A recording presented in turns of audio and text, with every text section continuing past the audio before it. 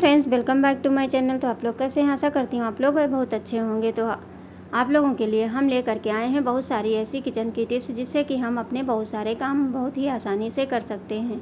तो चलिए देर ना करते हुए सबसे पहली टिप्स आप लोगों के साथ शेयर करते हैं। अगर आप लोग पहली बार आए हैं चैनल पर तो चैनल को सब्सक्राइब करना, वीडियो अच्छी लगे तो लाइक करना। तो सबसे पहली टिप्स है, आजकल गर्मियों में हर घर में देखा जाता है कि बहुत ज़्यादा चींटियाँ हो जाती हैं। अगर हम रोटी या पराठा कोई चीज़ बना करके रख देते हैं या दूध का बर्तन रख देते हैं तो उसमें इतनी जल्दी चींटियाँ चढ़ जाती हैं। फिर देख सकते हैं कितनी छोटी छोटी चींटियाँ होती हैं जिनको हम निकालना बहुत मुश्किल हो जाता है। तो इसके लिए हम क्या करेंगे, एक कोई बर्तन ले लीजिए, उसमें थोड़ा सा पानी डाल दीजिए। अगर ठंडा पानी है तो ज़्यादा अच्छा नहीं है, कोई नॉर्मल पानी ही रख देते हैं। उसके बाद में जो ढक्कन के ऊपर है, अगर अंदर नहीं है तो ढक्कन के पर से पहले झाड़ दीजिए। उसके बाद में उस बर्तन को, दूध का बर्तन हो या पराठे और रोटी का बर्तन हो, उसको पानी में डाल दीजिए। इससे आपके बर्तन में चींटियाँ नहीं चढ़ेंगी और आपका खाना एकदम साफ़ सुथरा रहेगा। आशा करती हूँ छोटी सी टिप्स है आप लोगों को ज़रूर पसंद आएगी।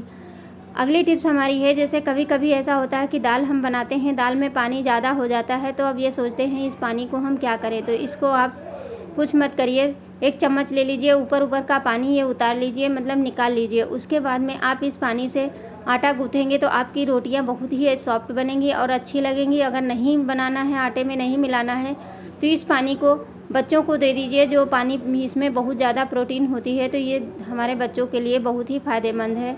तो आप सोचेंगे कि इस तरह से हम सारा पानी, मतलब बहुत ज़्यादा नहीं, थोड़ा सा निकाल लीजिए। उसके बाद में देखिए दाल भी आपकी नहीं ख़राब होगी और आपका पानी भी सारा निकल जाएगा। छोटी सी टिप्स है लेकिन अच्छी ज़रूर आप लोगों को अच्छी लगेगी।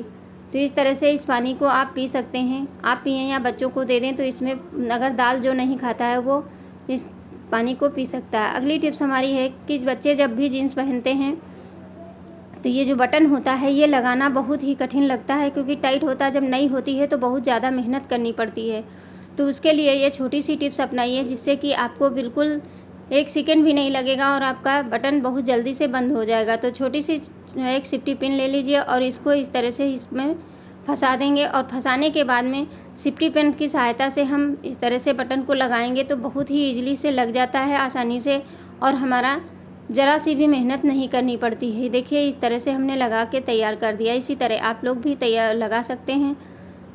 तो मुझे कमेंट करना जरूर ना भूलें। और आप लोग इस तरह से देखिए, अगली टिप्स हमारी बहुत ही यूज़फुल है कि जब पर्दे हम इस तरह से, चाहे ड्राइंग रूम में हो या विंडो में हो, कहीं भी लगाते हैं, तो अगर 3 पर्दे हैं तो एक साथ ये जब भी कोई निकलता है या खिसकाते हैं तो एक एक पर्दा अलग अलग हो जाता है। उसके लिए हम बहुत ही यूज़फुल टिप्स लेकर के आए। सबसे पहले तो आप इस तरह से पर्दे को मोड़ लीजिए। उसके बाद में ये जो है तो इसको इस तरह से दोनों एक साथ में पकड़ेंगे, दूसरे पर्दे का सिरा और एक पर्दे का सिरा एक साथ पकड़ेंगे। तो इस तरह से करने से आपका पर्दा जब भी आप खिसकाएंगे तो सारे पर्दे एक साथ में खिसकेंगे, अलग अलग नहीं होगा कि एक जगह इकट्ठा नहीं होगा। तो देख सकते हैं, मैं आपको बहुत अच्छे से दिखा रही हूँ कि किस तरह से हमें करना है। तो देखिए, एक नीचे का पार्ट ले लिए और एक ऊपर का। अब इस तरह से इसको फंसा करके अगर हम लगाएंगे तो हमारा पर्दा खुलेगा नहीं और ये हमारा पर्दा अच्छा भी लगता है कि एक जगह फिक्स है, बार बार उसको हमें खिसकाना नहीं पड़ेगा। छोटी सी टिप्स होती है लेकिन हमारे काम को बहुत ही आसान कर सकती है। सभी लोग लगाते हैं पर्दे, लेकिन इस ट्रिक के साथ आप लगाएंगे तो देखेंगे आपका पर्दा बहुत ही अच्छे से लगेगा। तो मैं आपको लगा करके दिखाती हूँ। एक पर्दा इसमें हमने गलत लगा दिया था, इसीलिए वो निकल गया है, क्योंकि मैंने पलटा नहीं था। और जिस तरह से मैंने बताया है आप उसी तरह से लगा दीजिए। तो खोल करके इसको हम सही कर देते हैं। उसके बाद में आपको तीनों पर्दे दिखाते हैं एक साथ में किस तरह से बढ़िया एडजस्ट हो गए हैं। जब भी खींचेंगे तो देखिए तीनों एक साथ में खींचेंगे, आपका एक भी पर्दा अलग अलग नहीं होगा। छोटी सी टिप्स है लेकिन आप लोगों के लिए यूज़फुल ज़रूर रहेगी। विंडो में आप जब भी लगाएं तो इस तरह से पर्दे लगाएंगे तो आपके पर्दे बहुत ही अच्छे लगेंगे और कभी भी बच्चे बहुत ज़्यादा खींचते हैं।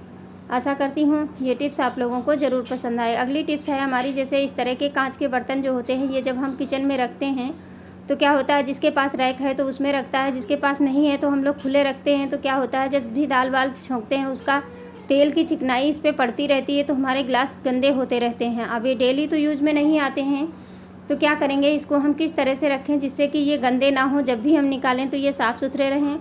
तो इसके लिए जो नॉर्मल पन्नियाँ होती हैं जिसमें हम सब्जी उब्जी लाते हैं, वही पन्नी ले लीजिए और इस तरह से ग्लास को अंदर कर दीजिए और उसके बाद में जितनी पन्नी है वो ग्लास के अंदर करके और इसको रख देंगे। तो इस तरह से देखिए, हमें सारे गिलास अलग अलग पन्नियों में रख करके आप फिर रखेंगे तो आपके गिलास गंदे नहीं होंगे। जो भी गंदगी होगी वो आप पन्नी के ऊपर ही लगेगी और हमारे ग्लास साफ़ सुथरा रहेंगे। ग्लास हो या कटोरी हो, जैसे कांच के बर्तन जब भी रखें आप तो इस तरह से रखेंगे।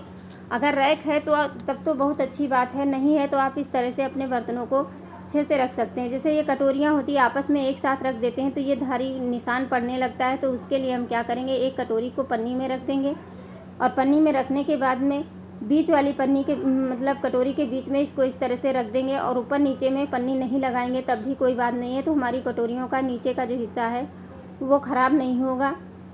तो इस तरह से रखने के बाद में आप कहीं भी इनको रख सकते हैं, जो कि हमारे बर्तन जब भी निकालेंगे तो साफ़ सुथरा ही दिखाई देंगे। तो आशा करती हूँ आज की ये छोटी सी टिप्स आप लोगों को ज़रूर पसंद आएगी। अब इस तरह से रख देंगे तो चाहे जितना भी तेल का छौंका लगे या कुछ भी हो किचन में, हमारे बर्तन नहीं गंदे होंगे। आज हमारी छोटी सी वीडियो है, आप लोग प्लीज़ फुल वॉच करना और मुझे कमेंट करके ज़रूर बताना इसमें से कौन सी टिप्स आप लोगों को यूज़फुल लगी। अगर अच्छी लगी हो तो लाइक करना, शेयर करना और अपनों के साथ और मुझे कमेंट करके ज़रूर बताना। मैं कल इसी तरह की वीडियो लेकर के फिर से आऊँगी। धन्यवाद। Thanks for watching.